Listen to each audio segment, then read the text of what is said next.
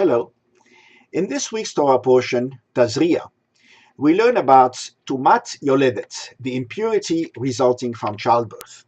Quote, "And the Lord spoke to Moses, saying, If a woman bears a male child, then she shall be unclean for 1 week, as in the days of her menstruation. She shall not touch any consecrated thing, nor come into the sanctuary. But if she bears a female child, then she shall be unclean for 2 weeks. Then she shall bring a young pigeon or a turtle dove for a sin offering to the priest, who shall offer it before the Lord and make an atonement for her." Unquote. What's going on here? If a woman gives birth to a child, the greatest miracle we're fortunate to experience, she becomes unclean, and she is unclean twice as long for a girl as for a boy, and then she has to bring a sin offering? What exactly is her sin? These are difficult questions. It's easy to condemn the Torah as archaic and irrelevant in our time, and call that passage just the product of a misogynistic, patriarchal society. But serious Jews don't have that option.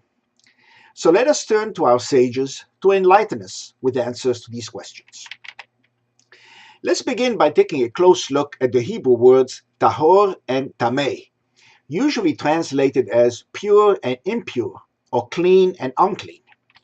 Do they have the same connotation in Hebrew as they do in English? When a person is tamei, impure, it simply means that he may not perform certain activities deemed holy, such as those associated with the temple in Jerusalem, the performance of priestly functions, or sexual relations within marriage. He becomes tahor, pure, after a certain amount of time has passed and he immerses in a mikvah. How does a person become tamei or impure in the first place? By touching a dead body, human or animal, by touching an idol, by touching diseased skin, by touching certain bodily fluids or excretions, or by giving birth to a child. This does not necessarily mean one should not do these things. For example, one can become tamei, impure, by performing the mitzvah of tending to a dead person. This is considered to be a mitzvah of the highest order because the dead cannot possibly repay their benefactors. One can also become tamei, impure, by giving birth to a child or by having a period.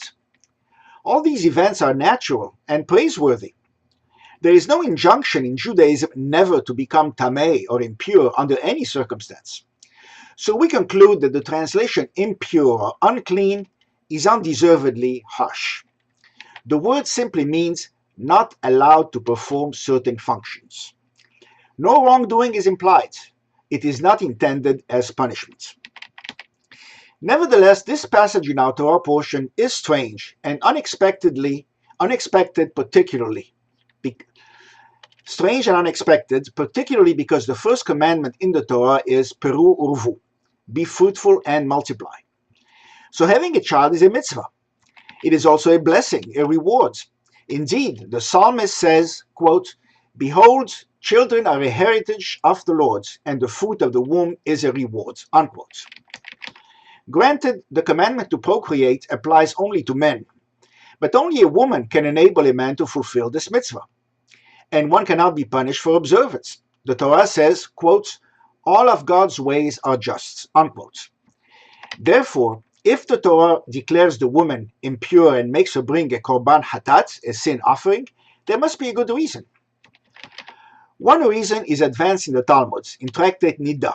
Quote, Rabbi Shimon Bar Yochai's students asked him, "Why does the Torah command a woman to bring a sin offering after childbirth?"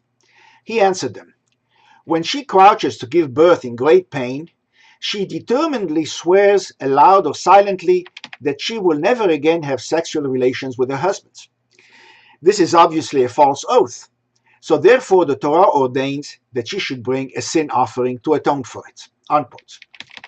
Ibn Ezra, the sage from 11th century Muslim Spain, speculates that the woman may also have resented God for bringing her pain, whence a sin offering. But clearly, not every woman will utter or even entertain such thoughts. So why not require a sin offering only from the women who actually had such thoughts? Abrabanel, 15th century Portuguese sage, says that because she is in pain, she must have done something wrong, whence the sin offering. He believed that pain is punishment. But the Torah does not require that anybody who suffers should bring a sin offering. Why single out the pain of childbirth? One offering that would seem more appropriate in this case is a thanksgiving offering, Zevach HaTodah, since the mother was saved from danger, not a sin offering. Menachem Recanati, the 13th century Italian sage, and Rabbeinu Behaye, 14th century Spanish sage, suggest that God decreed the pain of childbirth because of the original sin of Eve, and that is why a sin offering is required. Indeed, the Torah clearly states, quote, "And to the woman God said, I shall greatly multiply your pain in childbirth.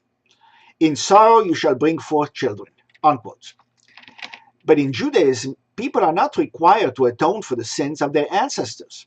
The Torah says clearly, quote, "Fathers shall not die for the sins of their children, nor shall children die for the sins of their fathers. Every man shall die for his own sin," unquote. Nevertheless, some teach that the actions of our ancestors cannot fail to affect us one way or another. This is a reality, a fact of life. They conclude that we must be particularly vigilant with our actions and their effect on our children. The pain of childbirth is simply a reminder of that. Sforno, 16th century Italian sage, speculates that the new mother's thoughts are concentrated on her pain and on the birth process, so she is not prepared to enter in contact with sacred objects until she turns her thoughts to the holy.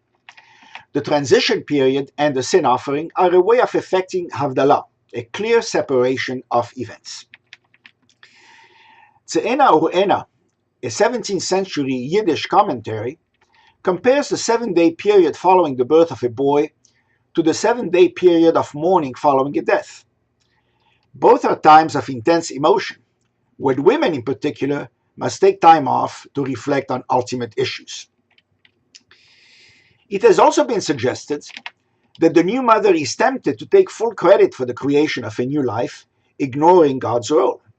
Her sin is then that she becomes too proud to acknowledge that all such miracles come from God. And why did the Torah ordain that in the case of a baby boy, the woman is clean after only 1 week, but in the case of a baby girl, it takes 2 weeks? For the same reason, the period of impurity is doubled for a daughter because the mother is doubly proud to have created a virtual clone of herself, who will one day also create life. The Talmud has another explanation. Quote, "On the birth of a male, everybody rejoices and she regrets her oath after 1 week.